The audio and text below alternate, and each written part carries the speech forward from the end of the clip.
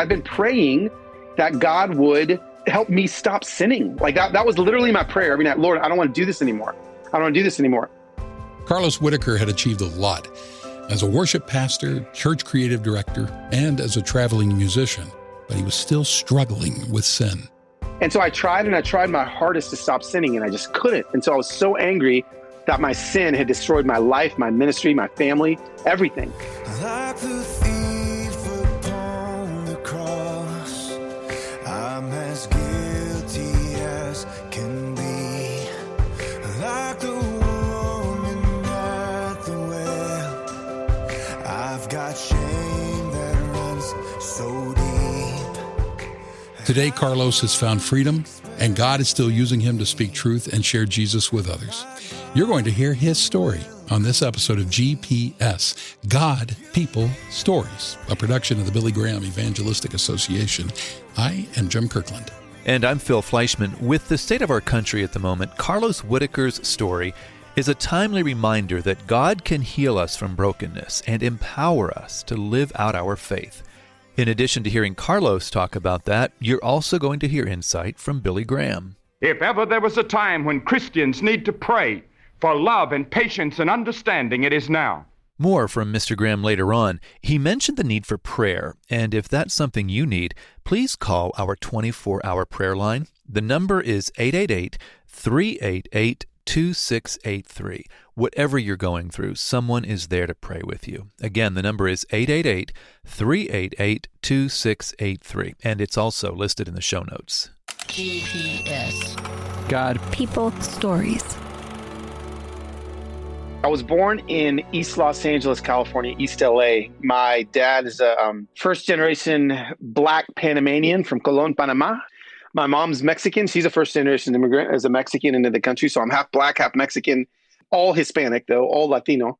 Carlos's dad arrived in the U.S. in the 50s with $20 in his pocket and a shoeshine kit in his hands.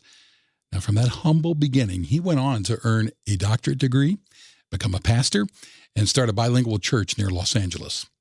Most of Carlos's childhood was spent in Atlanta. His family moved there when he was in preschool. And so began kind of my childhood of growing up in the Deep South. Loved it, loved my childhood, loved my friends. It was awesome. I came to saving knowledge of Jesus Christ when I was 17. Carlos was led to Christ, but not from one of his dad's sermons. It was something his youth pastor said. I'll never forget the message. He just said, so many of you guys are 18 inches away from heaven and hell. You've got it all in your brain, but you don't have it in your heart. And I knew that was me. And so I kind of came to saving knowledge of who Jesus was. But Carlos hadn't fully surrendered his life to Jesus. And when he went off to school at a small college in Georgia, he ended up getting expelled. I had kind of sowed some wild oats and fell away from the Lord. I am partying like crazy. I am, as far away from Jesus as I've ever been. And I say that, but the truth is he was actually right there with me the entire time. Yep, looking back, Carlos knows that God did not abandon him during those times he was running away from the Lord. In fact, Carlos says God orchestrated some circumstances that led him to move back to California, where his life started to turn around. My dad and my mom had moved back to Los Angeles from Atlanta. And I knew that I needed to be under my dad's wing again. And so I moved back to California. While I was there, I guess I was 21 at the time, I met a really cute snowboarder up on the mountain in Central California and ended up dating her. And she was 18 years old. I was 21. She's now my wife, Heather. We've been married for 20 years. While they were still dating, Heather and Carlos enrolled at California Baptist University and started attending a small church. Little did Carlos know that he would end up spending the next decade at that church as their worship pastor. I had auditioned to join the worship team just to be like an acoustic guitar player. I got asked to sing a song, not just to play acoustic, to lead a song. The next week, the pastor asked me to do another song. And then the next week, the worship pastor quit. And I just remember having the conversation like, hey, listen, you're kind of all we got. And I didn't know how to lead worship. I knew how to sing a song, but I didn't know how to lead worship. So, it was a lot of trial and error. It was a lot of me trying to figure it out. But I think I realized I had a passion to give people hope. And in that season where I was, again, just young, unmarried, but on staff at this church, I knew that I loved to be in front of people and to see people's hearts change while I was in front of them. After 10 years at the church, Carlos repeated an old storyline in his life and moved from California back to the Atlanta area. This time it was to work for a mega church as their creative director.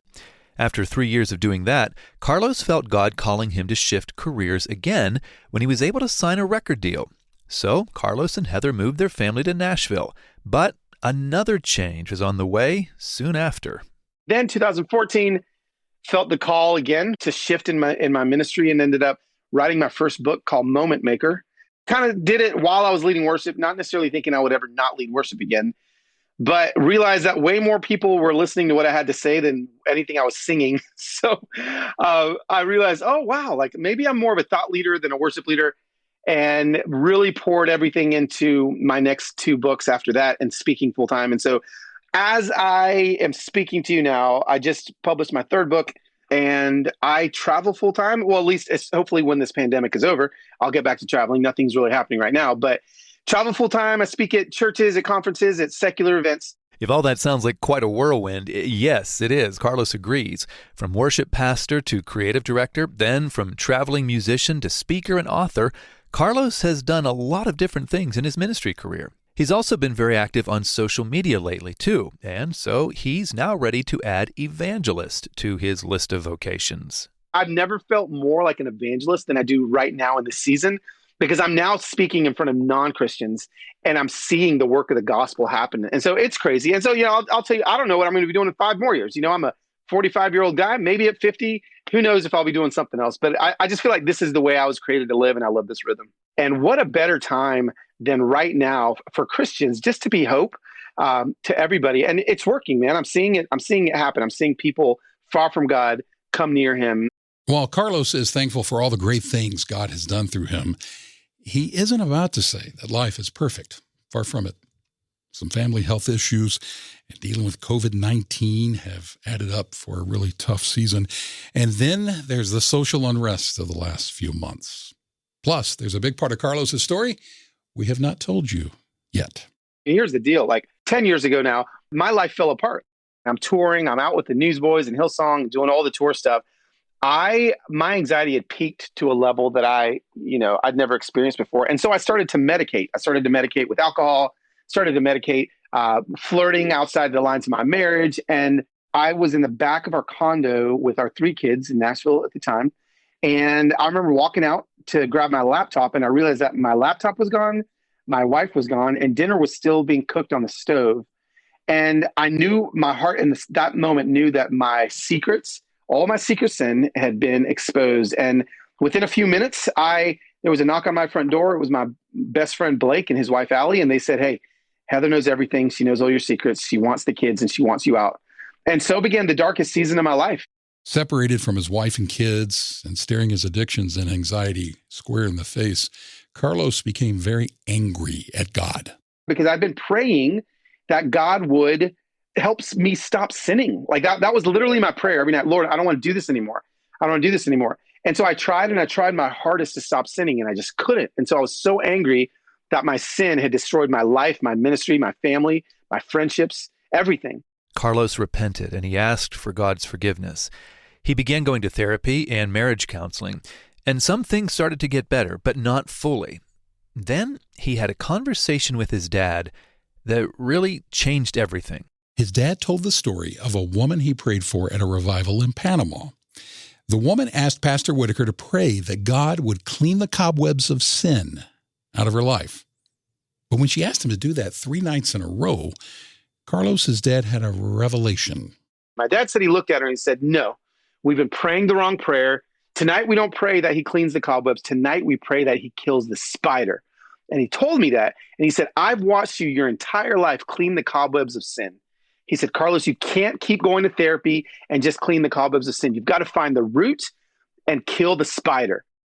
Cobwebs and spiders. What does it all mean? Well, as Carlos would go on to write about in one of his books, a spider is an agreement you make with a lie. And a cobweb is a medicating behavior that brings comfort to the lie. In other words, killing the spider means looking beyond our sinful behavior to the wrong beliefs and lies in our heart, and then replacing those lies with biblical truth and a restored relationship with Jesus. That was a game changer. That changed everything for me. And it really helped me with my sin issue. And then with my anxiety issue, that was a multi-year journey as well. So, when I start adding my journey of overcoming sin issues and overcoming anxiety, we're at a decade now, man.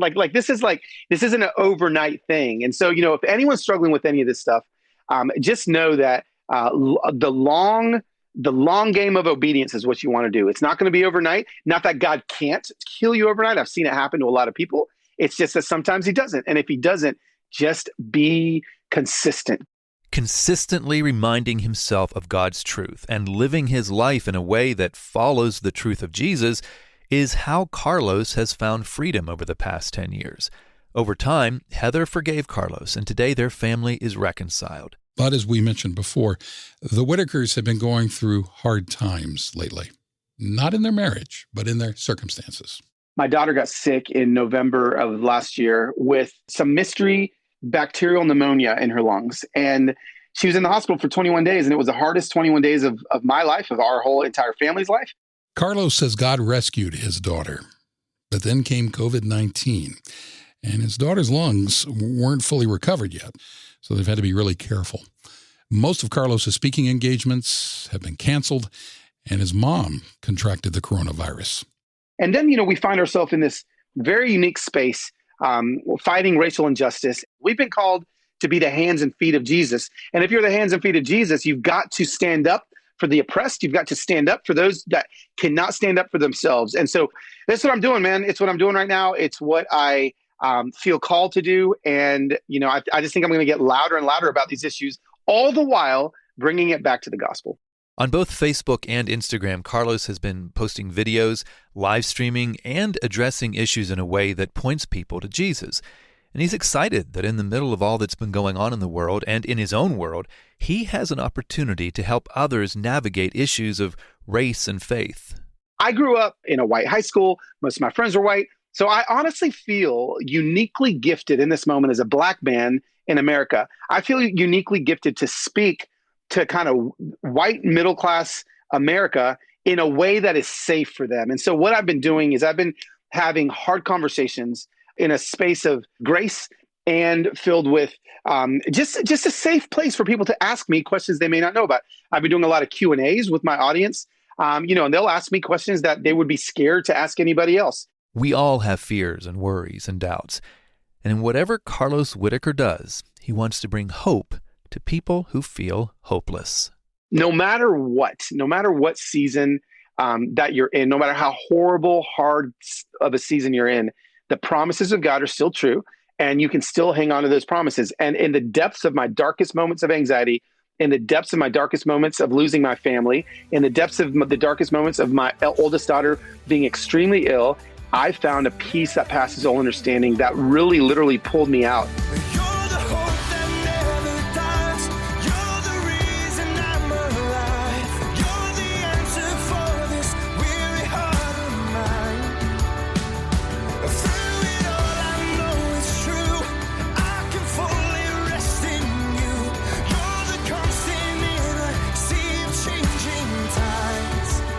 Are you searching for a peace that passes all understanding?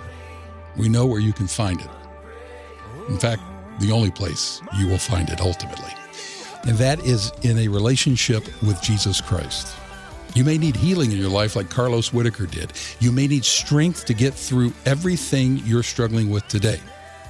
No matter what, God is waiting to welcome you with open arms and give you real peace. You can learn more about it at findpeacewithgod.net. That's findpeacewithgod.net. And don't go anywhere, because in just a minute, we're going to tell you about an encounter Carlos had with his neighbor that went viral on Instagram. You're listening to GPS, God, People, Stories, a podcast production of the Billy Graham Evangelistic Association. If ever there was a time when Christians need to pray for love and patience and understanding, it is now.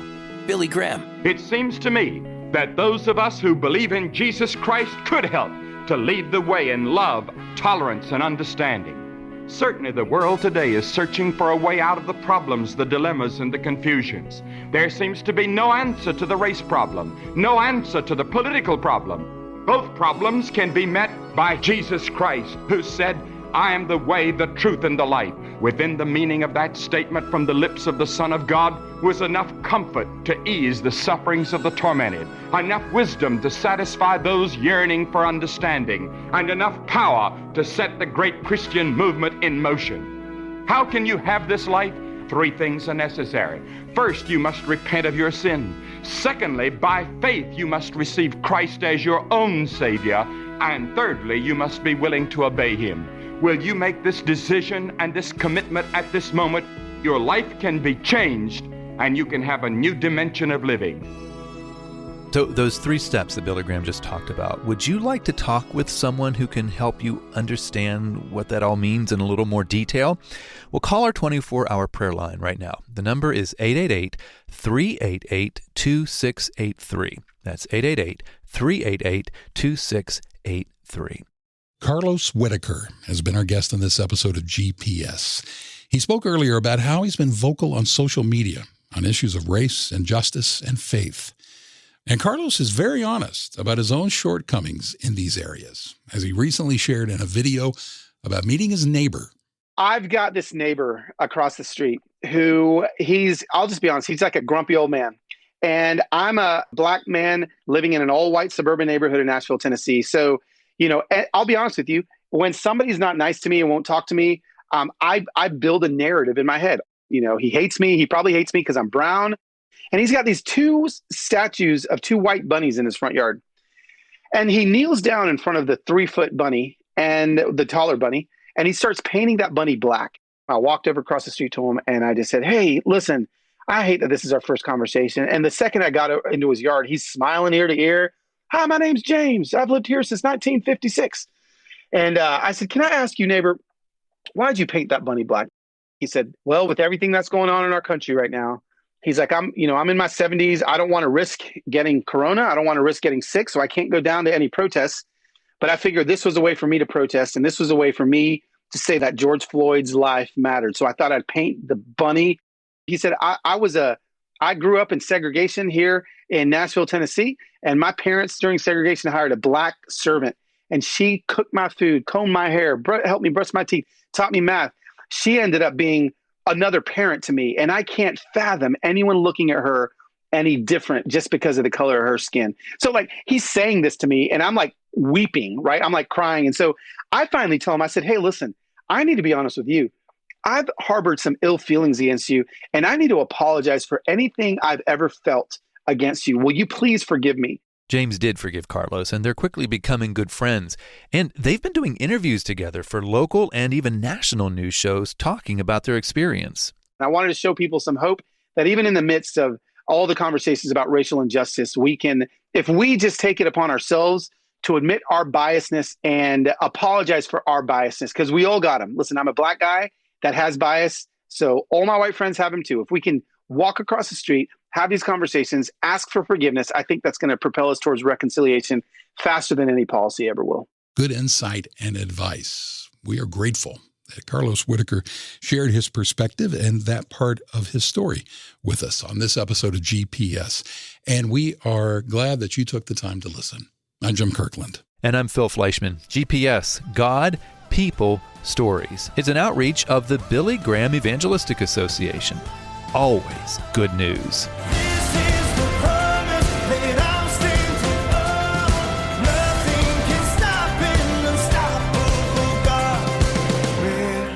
Does my help come from? Where does my help come from?